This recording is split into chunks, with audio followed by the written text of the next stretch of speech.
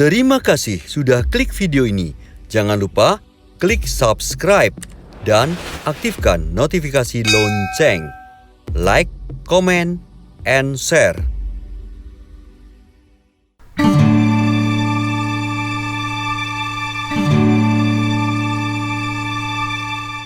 Halo pemirsa, kali ini kita pengen bahas sesuatu yang sangat penting ya, yaitu tentang mengelola keuangan untuk keluarga bersama Mbak Ati dari Sekolah Finansial. Ahli tentang ilmu keluarga. Nah, ilmu keluarga ya. Oh ya, Ati gitu ya, gitu. Oke. Kita pengen tanya-tanya Mbak, gimana ini untuk mengelola keuangan keluarga ini, termasuk beberapa hal yang mungkin bikin keluarga itu kacau dalam mengelola keuangan itu apa saja penyebabnya dan sebagainya. Iya, masalah keuangan itu di keluarga juga riskan banget ya. Gara-gara uang juga bisa jadi berantem nih. Itu. Suami istri bisa berantem gitu.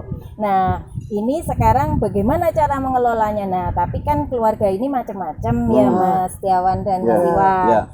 Ada keluarga yang dua-duanya bekerja. Ada yang satu saja bekerja yaitu ayah gitu, atau juga sebaliknya kan sekarang juga nggak harus yang bekerja harus yang ayah, bisa jadi malah yang ibunya yang bekerja terus. Nah itu bisa gitu, nah itu bisa dikomunikasikan, itu kuncinya komunikasi terlebih dahulu.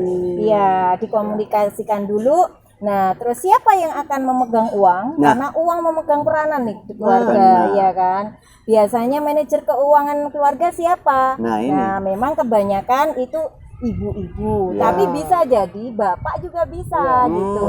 Ibu-ibu itu namanya bundahara.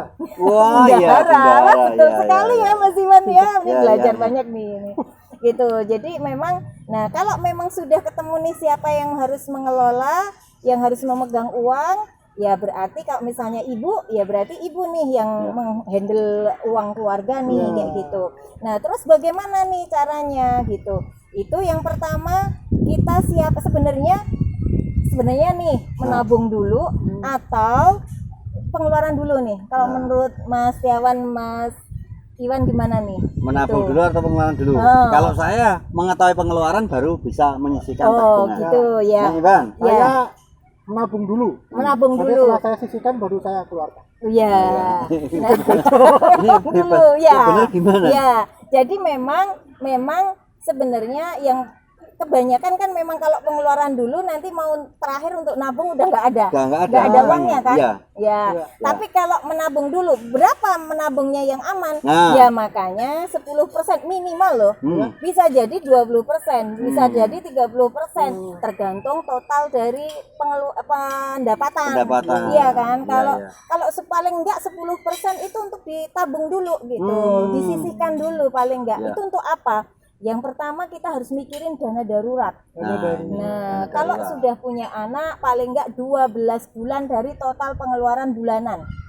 Gitu. Tapi kalau belum mempunyai anak bisa 6 bulan itu sampai 9 bulan itu harus ada dana daruratnya kali 6 bulan atau 9 bulan kali jumlah pengeluaran bulanan.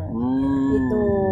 Nah, itu kalau tahu pengeluaran bulannya gimana? Ya dicatat gitu. Kan sekarang banyak aplikasi tuh di Google Play Store banyak sekali nih. Jadi nanti pemirsa bisa, pokoknya yang penting bisa catat gitu. Kalau memang nggak perlu nyatet pakai tangan, pakai nulis gitu ya, pakai gadget gitu, pakai handphone aja gitu, itu bisa. Gitu. Yang penting dicatat dulu totalnya berapa nih pengeluaran bulanan. Jangan-jangan minus gitu. Yang terjadi kan kebanyakan karena ternyata banyak sumbangan gitu. Terus akhirnya malah pinjam sana pinjam sini gitu. Makanya yang pertama memang tadi ada alokasi untuk dana darurat dulu. Dana darurat untuk siapa? Untuk nanti dialokasikan kalau tiba-tiba nih, kalau yang sudah punya anak tiba-tiba anaknya harus butuh dana misalnya untuk keperluan sekolah gitu yang memang belum teranggarkan gitu. Kalau biaya sekolah, kalau memang dari sejak kecil kita menganggarkan untuk dana pendidikan anak atau sebelum lahir malah sudah di dana pendidikan sudah di plotting ya, sudah di kira-kira nanti butuhnya sampai kuliah itu segini. Nah, kita nabung dari sedikit-sedikit tadi kayak gitu. Alokasi berapa persen nanti untuk dana pendidikan anak. Terus juga nah itu bisa diinvestasikan gitu. Tapi memang yang terpenting kita jangan lupa bahwa memang kita harus sedia payung sebelum hujan. Itu apa? Mengasuransikan.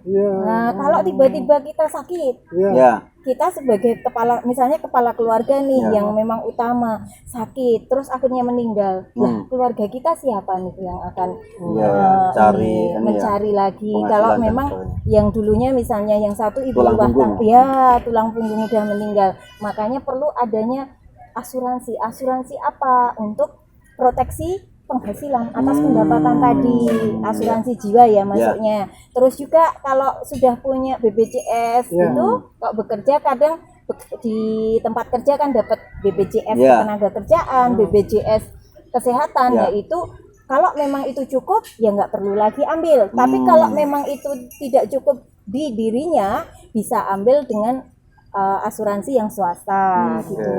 Nah, baru namanya kita mikirin investasi tadi, investasi sesuai tujuan keuangan masing-masing keluarga. Oh, jadi beda-beda. Iya, keluarganya Mas Tiawan dengan Mas Iwan beda. Karena saya sudah berkeluarga, dia belum berkeluarga. Jadi beda banget ya. Kalau yang misalnya beli rumah itu juga investasi. Oh iya, nah gini misalnya ini keluarga baru mungkin setahun terus mikirin ini masih di tempat mertua, pondok mertua indah gitu. Nah, biar nggak di pondok mertua indah terus, kita kan pengen punya rumah. Ya, makanya kita mengalokasikan dana untuk nabung untuk cicilan DP rumah kalau nggak mungkin gitu kan. Untuk ini DP dulu gitu, kira-kira nanti kita mendapatkan kira-kira mungkin 3 tahun lagi kita harus sudah mempunyai rumah walaupun kredit nggak apa-apa gitu. Nah, itu dialokasikan gitu. Iya, itu ya strateginya tetap gimana sih pokoknya yang utama dulu keluarga kan pengennya yang penting kan sandang, papan, pangan ya ini yang primer. Nah, itu harus tercukupi dulu gitu. Baru kita mikirin tujuan yang lain gitu. Jadi nabung itu ya? Iya. Jadi sedikit-sedikit nabung, sedikit-sedikit nabung, nabung kok cuma sedikit. Nah kan lama-lama jadi bukit. Bukan jadi uang malah. Iya, uangnya berbukit-bukit. Kesimpulan ini terkait pembicaraan kita tadi Mbak Ati yang pengen disampaikan biar teman-teman makin langsung dapat poin-poinnya penting apa aja nih yang harus diketahui. Ketika sudah mempunyai keluarga nih, yang pertama sisihkan dana darurat itu untuk paling enggak kalau sudah keluarga yang mempunyai anak itu 9 sampai 12 kali pengeluaran bulanan. Gitu. Nah, terus yang kedua, ketika sudah mempunyai keluarga, yang faktor komunikasi paling penting gitu. Komunikasi dengan pasangan ya, itu paling penting apalagi masalah keuangan. Kadang kan merasa bahwa keuangan malu-malu atau kayaknya nggak enak deh ngomongin kayak gitu. Nah, jangan kayak gitu karena ini riskan dan perlu dikomunikasikan. Gara-gara nggak bisa ngelola uang, bisa-bisa kasus perceraian tambah gitu. Begitu. Itu ya. Oke. Itu Mbak, terima kasih sekali untuk penambahan ilmu bagi kita ya. Sangat-sangat awam banget ya, nggak paham-paham tentang pengelolaan keuangan.